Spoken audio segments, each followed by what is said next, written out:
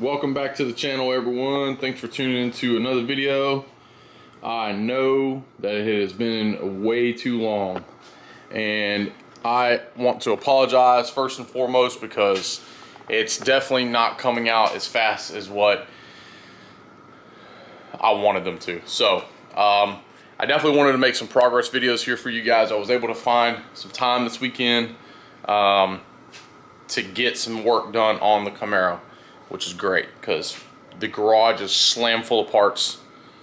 I just don't have the time. But I wanted to kind of show you guys what was happening today. Steven over at Rock Solid Motorsports, shout out to him for making this tank for me. He's got them on his website.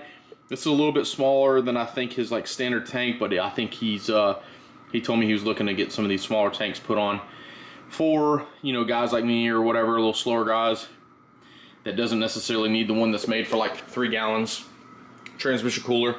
And so I've already got his trunk panel deleted, as you guys know, on some of the other videos. And what I'm gonna do is get this thing mounted somewhere in that vicinity for the, you know, if you guys are not familiar, this is going to be the tank where the valve covers are going to vent to. So it'll have two dash 10s driven off of both valve covers, ran all the way from the front of the engine, you know, all the way back here, and then it'll vent out of the top. So what I'm gonna do, a lot of people will take and run these and stand them up, and then they'll vent out of the plexiglass window, which this car is factory glass on this hatch. So that's not going to be an option. I will not be trying to manipulate the glass in any kind of way, which I mean, I don't even think that's physically possible for anyone to cut it. Anyway, so what I think my objective here is going to be is I'm going to take this and I'm going to basically do like a couple 90s. So something similar to like a 90 here, come over and do another 90, and then it's gonna go down, and I'm gonna cut a hole and I'm gonna put a grommet in that, and then that's gonna be the vent for the crankcase. Obviously all the oil will be caught in here. There is I believe a dash 8 on the bottom of this. 6, one of the two, you see it there. I'll talk to Steven to figure out exactly what size that is, but basically I'll have to drill a hole in the sheet metal there. That'll hang off the bottom. I'll put a little valve on it with a cap. That way, like if I'm in the track and I need to drain the oil, I can pull that cap off, hit the valve, drain the oil out, you know, whatever. But I think he said this is gonna be, maybe like a 3-gallon capacity. Don't hold me on that. I'm not really entirely sure. I think it's 3. But anyway, Steven, thanks for hooking me up with that, man. I greatly appreciate it. It's going to definitely help the car. But him and I were talking to, you know, this is not strong enough, this sheet metal, this trunk delete panel, to support any kind of like substantial weight. And not only that, but like, you know, I've already got the transmission cooler that's going to be mounted underneath there as well. So I'll kind of give you guys a preview of what I'm going to try to accomplish here. You know, looking up in here, this is the bottom. And so, you know, that's just, I'm going to drill a hole pretty much like right here, and that's where that drain will be. And then over here will be, you know, that like 2-inch hole for the vent. And then I'll just dump it down here and have it open. So if you guys are familiar, you know, with these cars that have these trunk mounted tanks, it's so you put it behind the rear wheel so that way you don't spill oil. It don't push oil into the tank and over and in front of your tires, because that's a bad thing to do. So I bought some of this just standard like little 3/4 inch you know, by 3 foot sections of aluminum. And so what I'm going to do is just basically get this up in here, build a couple little tabs off the frame, bolt these in, and then what I'm going to do is I'm going to drill holes in these and put a few nutserts in them, and I'll put a nutsert from the top, and I'll put a nutsert from the bottom, and then from the top I'll have the tank mounted to these, and then as well on the bottom side down here I'm going to have the transmission cooler, and then on the frame I'll build off a couple little tabs and put a couple more thread certs in there, and I will screw it in from the bottom. So that way, like, this can be removable for whatever reason. It's super lightweight and so forth. So that's what my agenda is going to be for today. You guys can see right there, I've got the anti-roll bar at least sitting up in place. It's not welded in yet because I'm still working on trying to get the ride height. The ride height is where it's going to sit. I haven't got the coilovers yet. I am still mounting their rear coilover conversion kit here.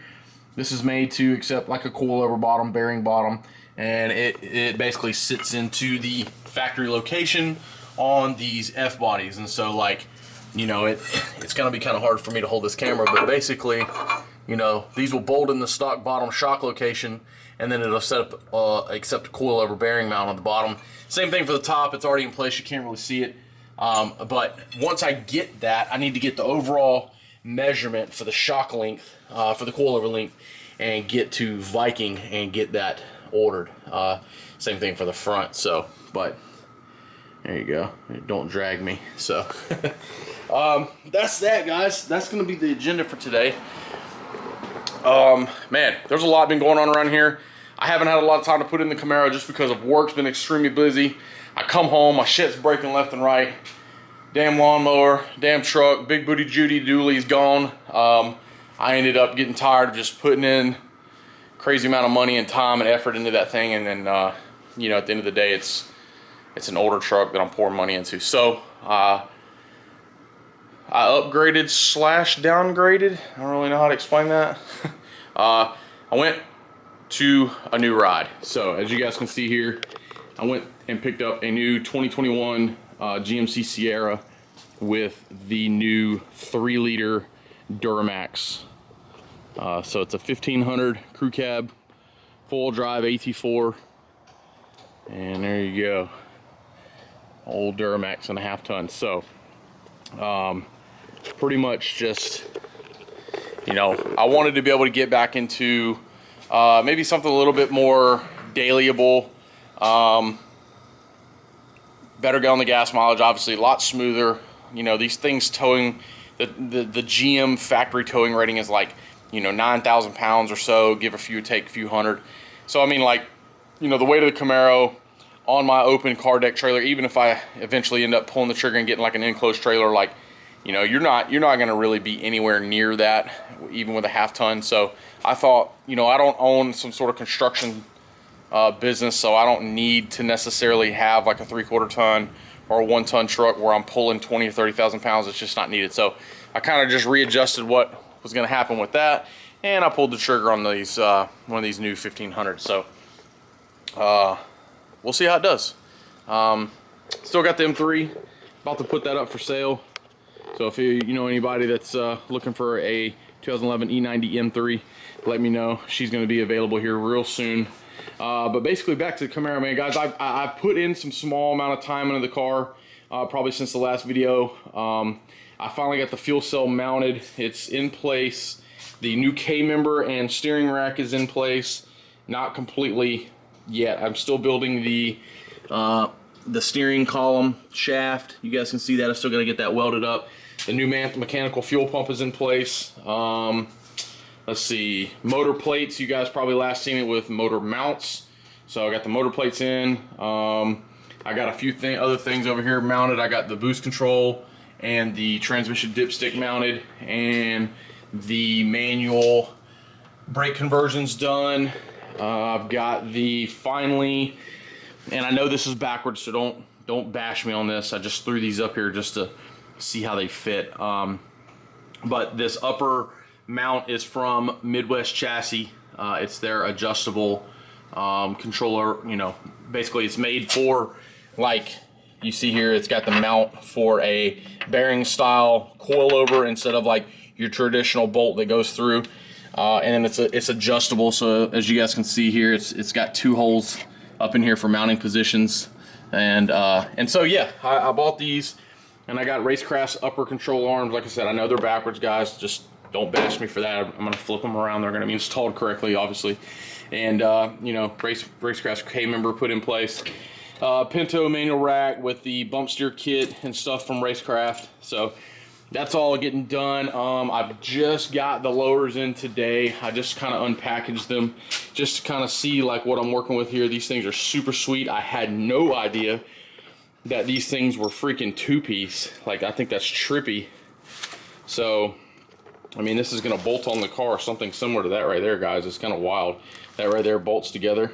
And yeah, so that's their lowers, and then it's got, you know, bearing in. So it'll be bearing in on the coilovers front and rear on the Vikings. I'm gonna end up going with the Vikings. So I just kind of want to touch base with you guys, let you guys know that the progress is still moving on the Camaro. I apologize. I know I told you guys that I was going to be putting out videos like crazy, which I really want to, except that I'm just not a shop, guys. I'm a one-man show in a two-car garage, like, you know, active duty military. It's just it's very hard for me to be able to get out and just pour videos left and right like some of these guys do on YouTube. I want to, it's hard to do that with, you know, working a full-time job and then coming home and doing family stuff. So, you know, at the end of the day, race car stuff kind of comes last, right? We all have to make sure that priorities are straight and correct in life. And, you know, unfortunately, race car stuff is going to be at the back. You know, my family will always come first. I think I told you guys that in the videos before. But anyway, long story short, I think you guys might like that ride height. I adjusted it to where I think it's gonna ride pretty good. That's probably about where the car is gonna sit. I still have to get up underneath here. I got a fender roller. I'm gonna have to roll these fenders. The tires are just about touching the little lip that's hanging off in there, but don't trip too much. Just realize, guys, this is gonna be 99% of its life, 98% of its life is gonna be just radial tire track life caught in car. This is not gonna be no, you know, this isn't going to be like a no prep car where I need to have as much travel going down and squatting and put, you know, it's just this car will always separate. Okay, so don't trip too much about it being this low. Same thing for the front though. So now that I've got these control arms, I'm going to be getting the whole front input on. I've got literally everything over here to finish it. I got my spindles back from my buddy. I got the original spindles here, powder coated. These things are looking sweet. So it'll have as much travel in the front as possible. So I went with stock spindles. I kept my stock spindles, and I went with the Strange front brakes that accepts the stock spindles. So basically what I'm saying is that I've got the availability now to get under here, get all the suspension put on it, and bolt the wheel back on and move the wheel exactly like I have the rear and put it at a ride height. And then once it's at ride height, then I can go ahead and get my coilovers ordered. That's literally the last thing. Now that I've got all the other stuff sold, besides the K member, I've got a couple people that are bidding on it. Anyway, I just don't know exactly like who's going to get that thing yet. So you know, it is what it is. But finally got the carbon drive shaft. It's currently, as we speak, being built right now. I should have it, I would realistically think within the beginning of next week I should have it. Once I'll get that slapped in the car and pretty much get the motor plates and stuff completely. They're just sitting here. They're not completely, they're bolted in, but they're just sitting here. So I wanted to make sure that the drive shaft is going to have clearance, the angles are correct before I set the motor plates exactly like where, you know, they're going to work best. And so still waiting on some things that are on back order. The Earl's Ultra Pro Dash 12 flex line for my fuel is en route. It was on back order forever. I just got a notification, I think yesterday, from Summit saying that it is on the way. So I can start building these fuel lines coming from the filter to the pump. It'll come out of the pump and it'll end up coming probably, I'm gonna come out of the pump and it'll probably come somewhere over, I know it sounds kind of crazy, but you gotta think the manifold's gonna come out right here, and I'm gonna basically have it come out of the pump. It'll come over here. I'm gonna have it come over the shock tower, and it'll come down, and I'm gonna build a Y block setup, and I'm gonna asphyxiate the I'm sorry. Let me back up. So it'll be dash 12 come over, and then it'll be the post filter, okay? And then once the post filter is done, I'll build like a 160-degree fitting will come here. It'll come off and it'll split into two dash 10s, and it'll come back and it will feed the back of each rail. And then once you come off the front side of the rails, it'll be two dash 10s coming out. And if you guys can see these two dots, I've kind of got it already marked. That's where the fuel pump regulator is going to sit. So it'll come, you know, out of the fuel rails into the pump, you know, both sides into the pump, and then the return will come, it'll come down and over and back into the top of the tank. So that'll be basically the fuel system. So I feel like it's pretty straightforward, pretty easy. You know, minimum amount of fittings, runs, lengths of hoses, etc.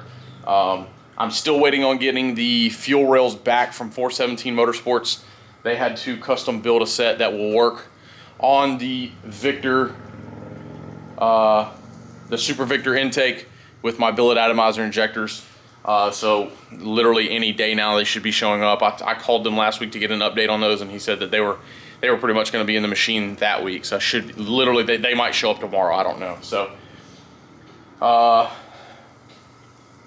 for you steering guys, you guys keep asking me about the steering situation. So, I ran into an issue where I thought by moving to this newer K member from Racecraft, because this entire steering rack gets moved 6 inches forward on the car than the stock mounting location, okay? So I thought with that and the down and forward Flowtech header, I thought by moving that 6 inches forward, it was gonna give me enough clearance for the steering shaft to not hit the turbo manifold. I was wrong.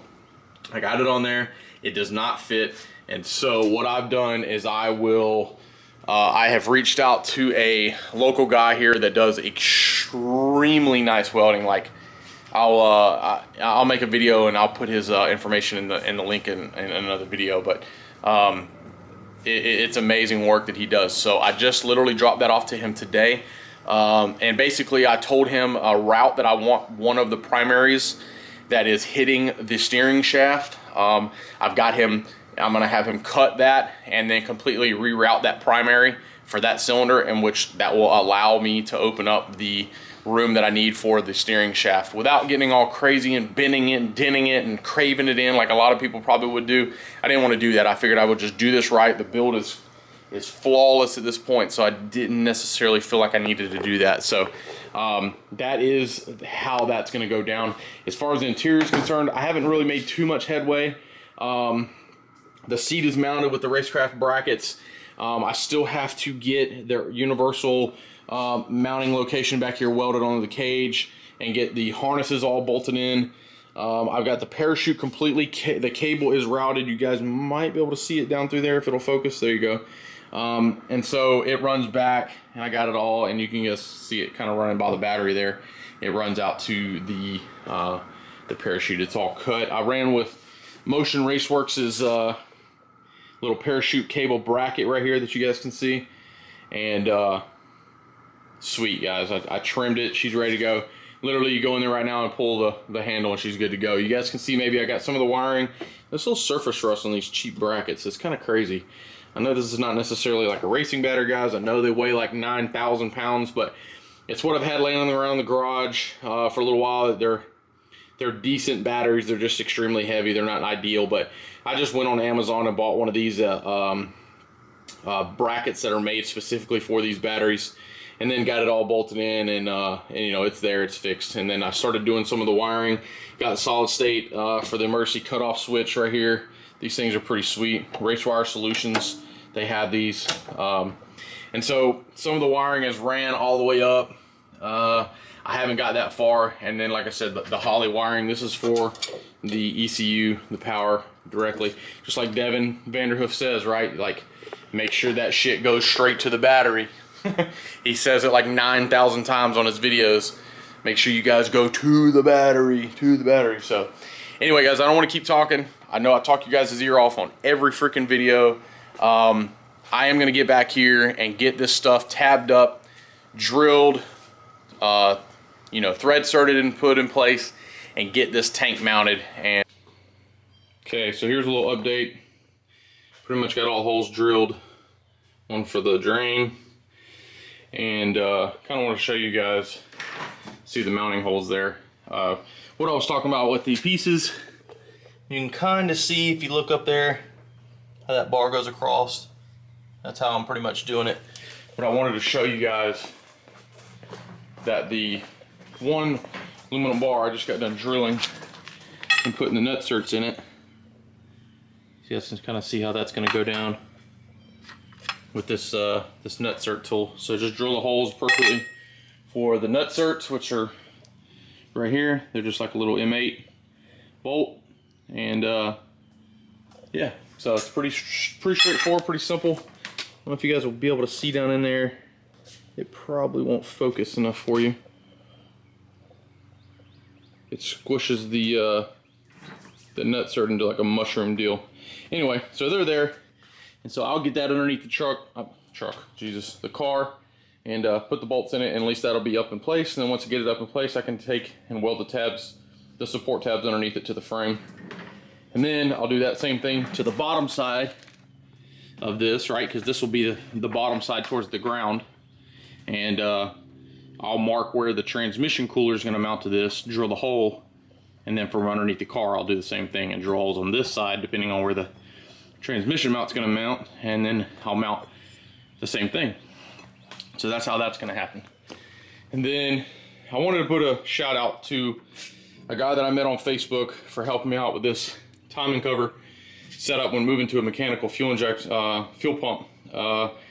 His name on Facebook, you guys go check him out, is ProMod Pete, and he's the one that pretty much hooked me up with this mount here, which ends up, this is the Holley sensor, like a Hall effect sensor that's like, you know, a couple inches long, that's threaded in there.